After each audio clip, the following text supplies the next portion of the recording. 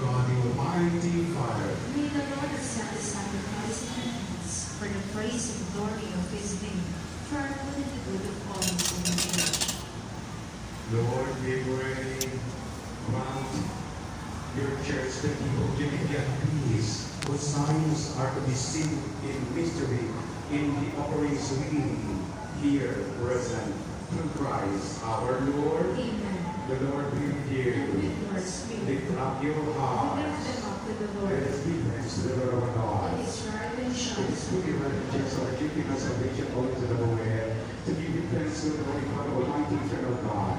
For at the Last Supper, with His apostle, is pleasing for the ages to come, the saving memorial of the cross. He offered Himself to you as the unblemished lamb, acceptable gift of perfect grace.